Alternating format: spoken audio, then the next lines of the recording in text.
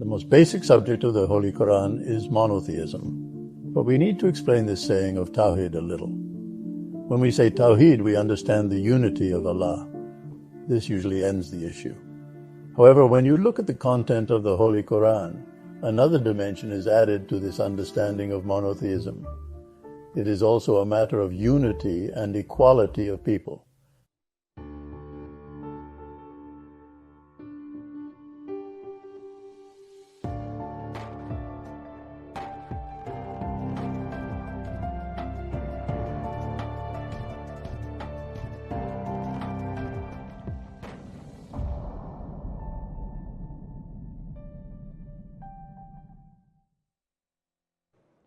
Hello everyone from Istanbul School.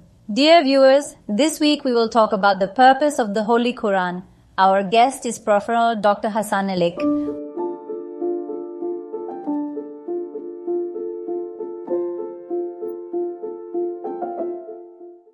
Welcome, teacher. Thank you. How are you? Thank you. You are fine too. Thank you very much. May God bless you. Thank you, sir. We want to talk about the purpose of the Holy Quran. First of all, what is the main subject? How do we understand? Let's talk about this if you want. Yes, the main subject and purpose of the Holy Quran and method are important issues that need to be addressed together. The most basic subject of the Holy Quran is monotheism. But we need to explain this discourse of monotheism a little. When we say Tawhid, we understand the unity of Allah. This usually ends the issue, the unity of God, but the Holy Quran, when you look at its content, another dimension is added to this understanding of monotheism. It is also a matter of unity and equality of people. So he says, I am one. Since you accept my unity, you know and believe that I created you and all people. Then your being one and together is equal to each other. You have brought a completely different interpretation of Tawhid here, sir. As you generally say, the unity and uniqueness of Allah. But there is an interpretation here as the unity of people. Yes, we said that life of unity. There is no aspect of Islam that does not reflect life. All the issues mentioned in the Quran must turn into activity and become concrete. It's so abstract, sir, it's something that stays in the mind. It is not the issue. The meaning created in that mind is transferred to life. That's why, clearly, there is a verse that touches on this subject. There are verses. So I am your one Lord. You too are an ummah, a community. You are all kind, well all together. Court it. That means follow the principles I have set together. Now this means adding the human dimension to Tawhid, and Tawhid must be implemented and realized in life. That belief in God must be realized and realized. How will it be carried into life? What does Yunus Emre say about communication and relationships with people? So tolerate the Creator because of the Creator. Now if you accept the unity of the Creator, you must also accept the unity and equality of the people He created.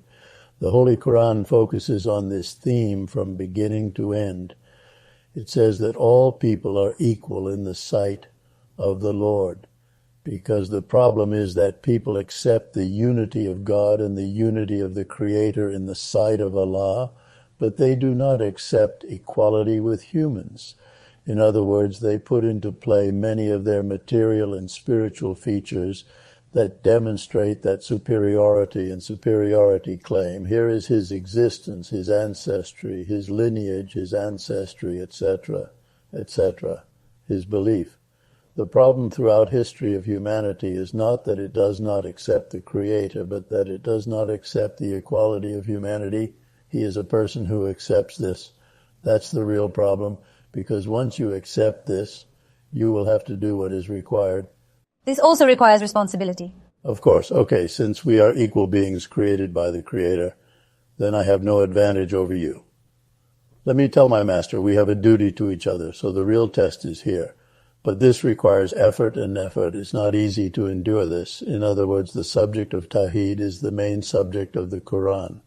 So the topics of the Quran are not that many anyway. In other words, we address the issue fundamentally, which is the issue of monotheism. Now, when you understand it this way, hundreds of thousands of issues that you have already listed as woman in the Qur'an, human in the Qur'an, this in the Qur'an, that in the Qur'an are completely resolved. The issue is that you accept that human beings are equal in the eyes of God. For example, let's give an example of this. It is explained in Surah Hukurat. When the Prophet conquered Mecca and returned to his homeland Mecca, he took Bilal-i-Habeshi to Kabul-i-Husain and made him recite the Adhan there. Now Bilal-i-Habeshi, that is a black Muslim from Abyssinia, is a believer. The things of Mecca cannot stomach this. The locals, the prominent people, they say, look at this. I mean, he took a black man up to something. They say that he climbed on top of the Kaaba barefoot. Now the verse, then the relevant verse of the Nazir Isel Surah. Know that we created all of you from a male and a female. You are all equal. No one has superiority over anyone else.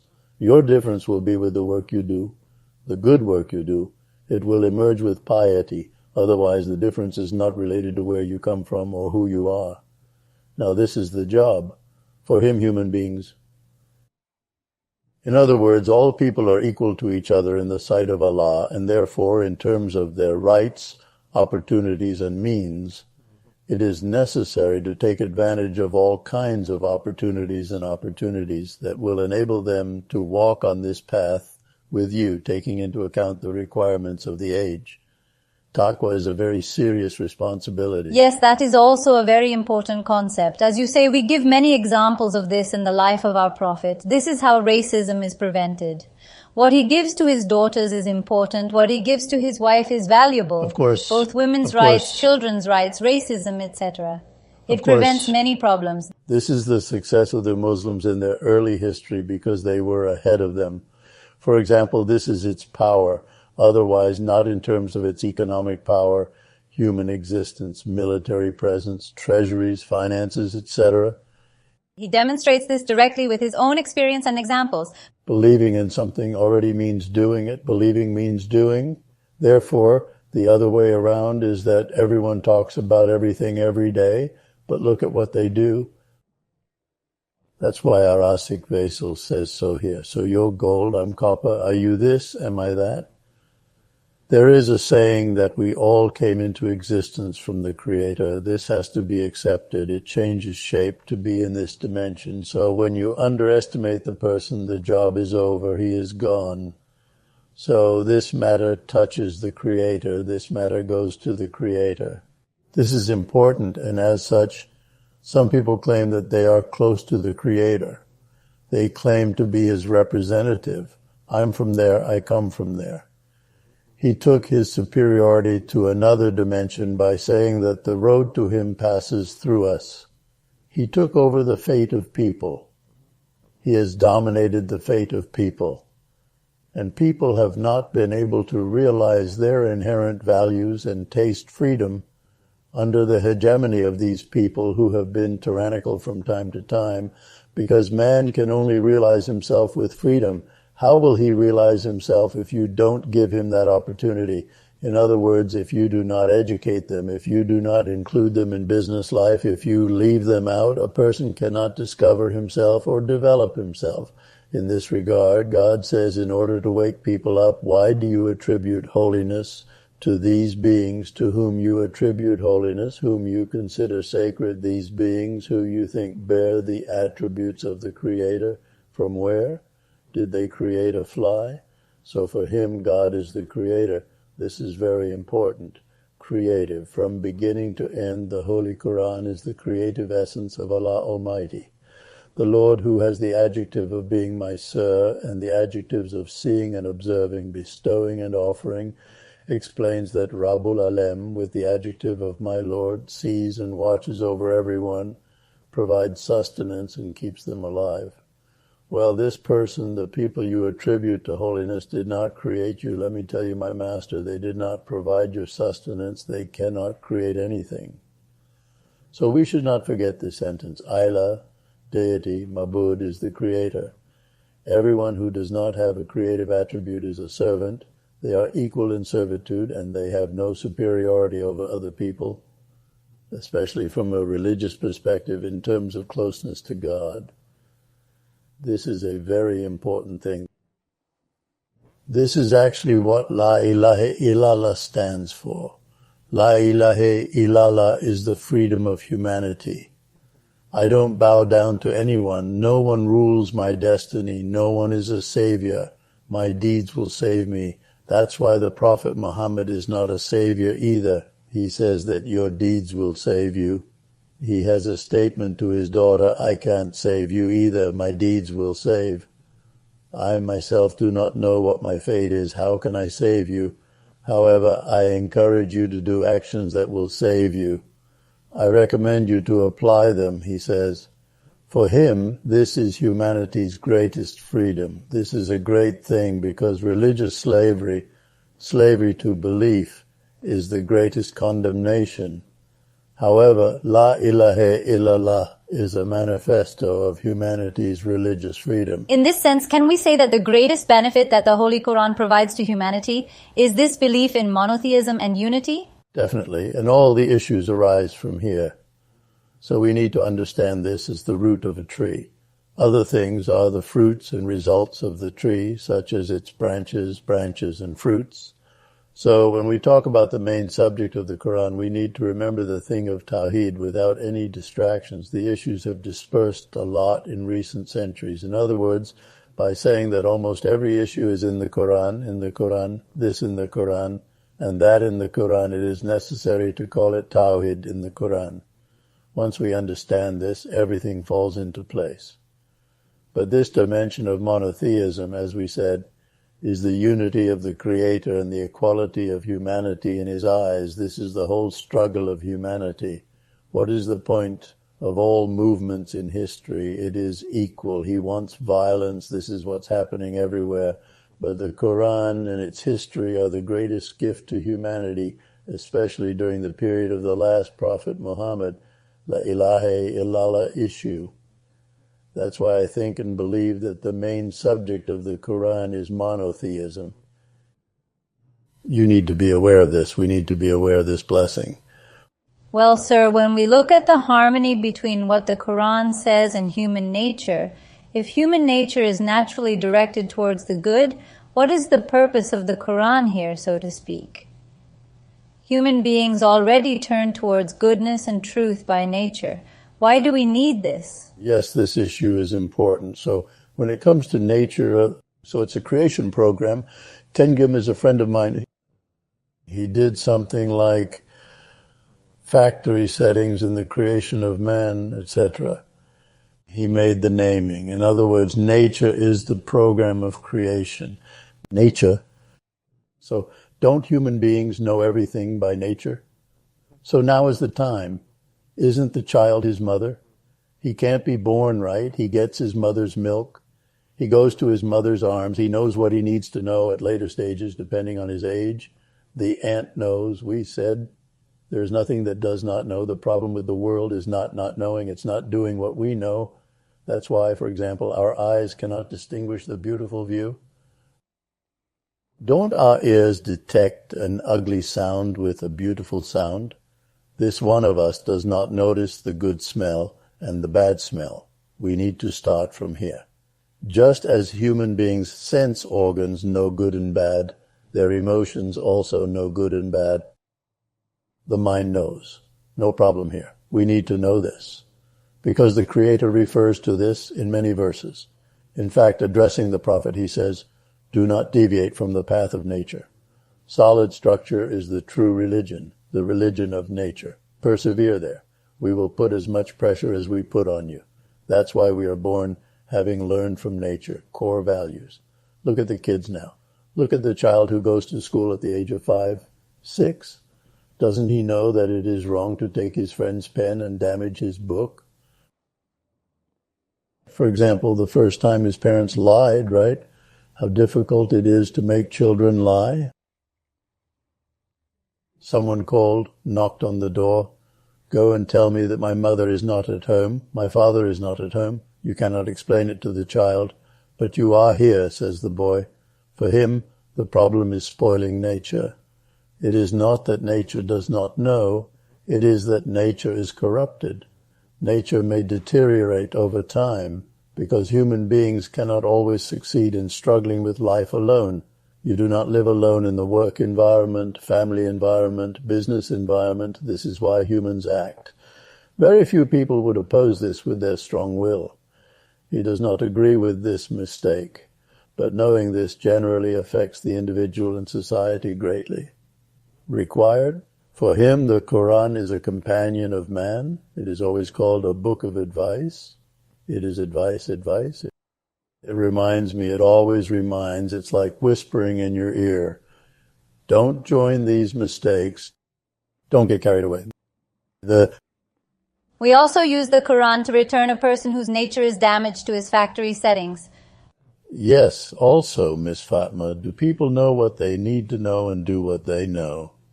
In other words, we know that the mistakes we make are generally his mistakes, isn't it? Is there anyone who does not know that lying, doing evil, stealing, and doing injustice are bad? No matter what religion you follow, it won't do any good. Grab a microphone and go to the other side of the world. Does he say that it is right or necessary to steal someone else's property or break into their house and steal? It doesn't say in which system, in which constitution, in which legal system of the world, but human beings do not do what they know. It is necessary to reinforce his will. It is necessary to remind him. It is necessary to help him. In other words, knowledge, correct knowledge, is not enough to do what is required of that knowledge.